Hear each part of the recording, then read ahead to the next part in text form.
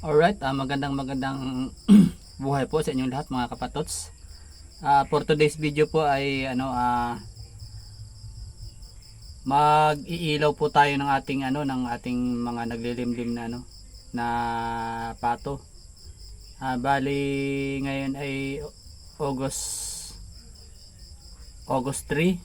So yung ating isang inahin ay nagsimula siya maglimlim or yun nga maglimlim. Pamalimadi na naman ako. So nagsimula siya maglimlim ay July 26. So bali kuha na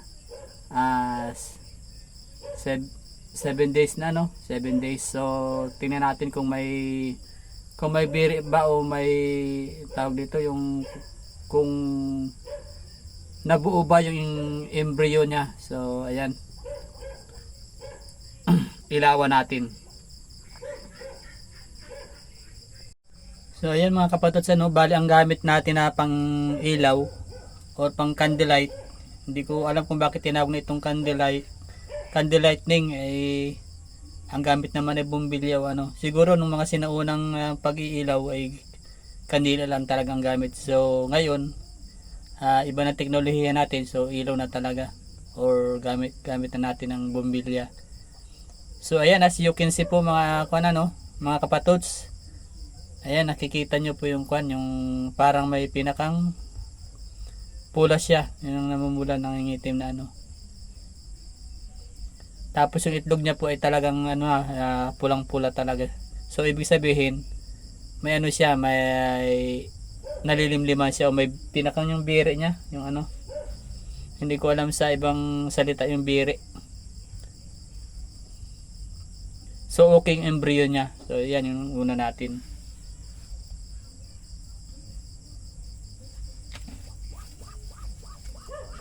Kaya natin naman ito yung iniilawan kasi para malaman natin kung alin yung walang biri o hindi siya kumbaga sa kayo mabubulok na, maabnoy.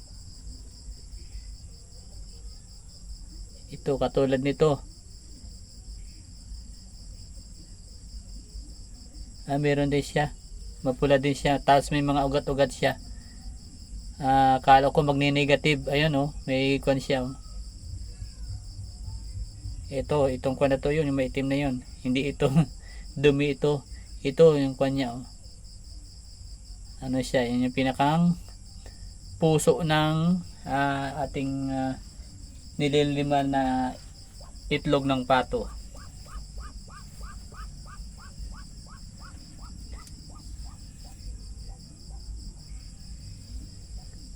So ayan, ito okay din. So to make the story short po ay hindi ko na muna ipopost ko na po muna bali ang ikukon ko lang ay yung ikukon ko na lang po mamaya kung may bugok ba o yung hindi matutuloy na maglimlim. So ipopost ko na po muna. So ayan mga kapatots, meron tayong hindi ito. Hindi siya fertile. Yung pala yung ibig sabihin ng nung biri, yung may biri. Hindi siya fertile kasi yung pinakang kwan niya ayan kitang-kita nyo naman na sobrang kwan lang nung niya, nung madilaw lang. Hindi katulad ng mga nauna na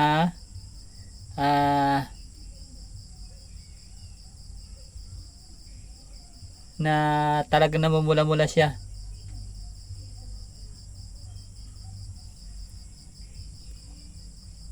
Kasi 7 days na ito, dapat talaga meron na to na mapula. So, wari ka ito yung negative 1.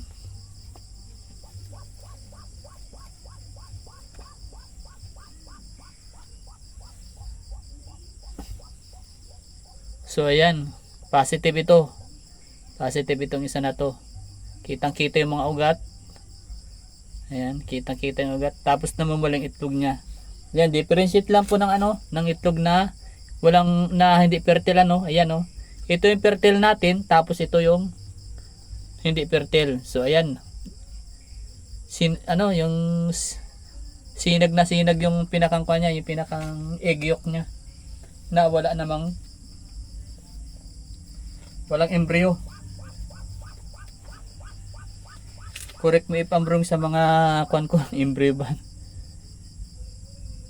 So ito, parang another one. Another one ito kasi kwan din siya.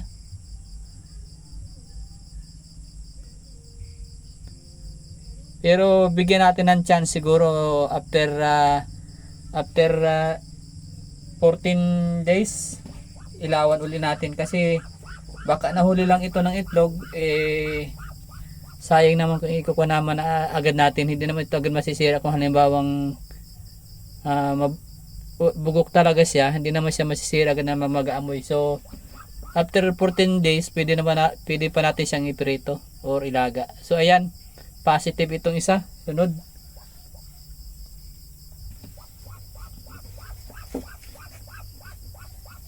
yung iba po kasing itlog kaya hindi siya nagkaroon ng embryo ay gawa ng baka sa pagkain lang na napatukan natin. So ito positive.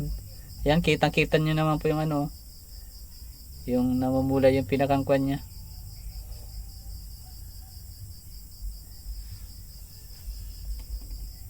So ang ratio natin ay positive 7, negative 2.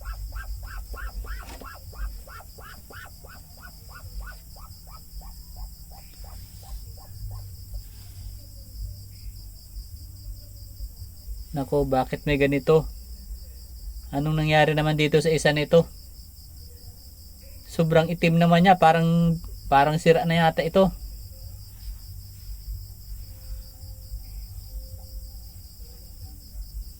Ba't ganun?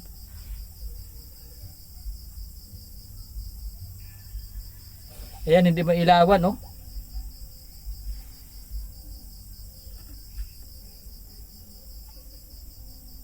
Hindi mailawan. Wari ko, ito ko na, yung ewan kung bakit nabugok ito, kailan lang naman ito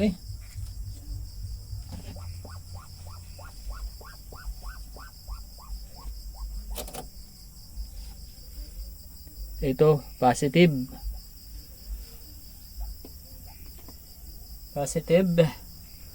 246. 246. 7 lang pala kanina. 6. Positive 6. Negative 2. Yun. Another one. This is cannot be hats. So ayan.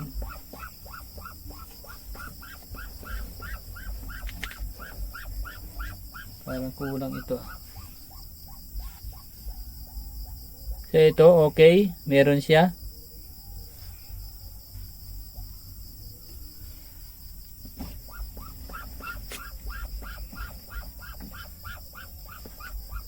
Kunin na natin lahat. Ito.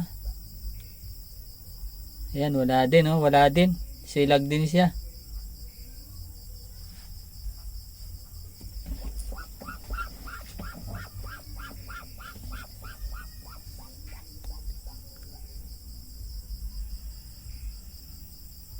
So bigyan pa rin natin siya ng chance. Baka nahuli lang ito kasi yung kwan dito dalawa yung nag-itlog. So baka nahuli lang itong iba.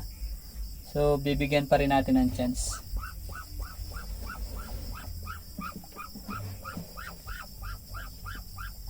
After 14 days at wala, yun, doon tayo magdi-decide na lagain na lang o iprito. So yan, ito meron positive.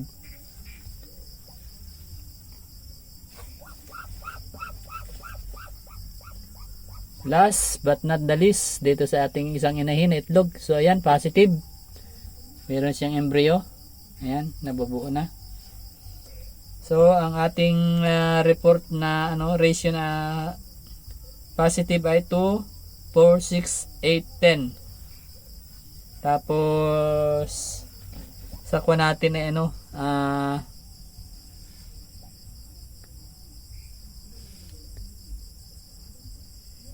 dito sa alanganin natin ay 5. Tapos may isa tayong dark color na kung ano talaga, hindi natin alam kung ano ba ito. Ayan. Para siya nagkuha ng marmol. So ayan yung isa nating inahin ito. Yung una nating inahin. So may isa pang inahin. Bali, ibabalik na po natin yung itlog.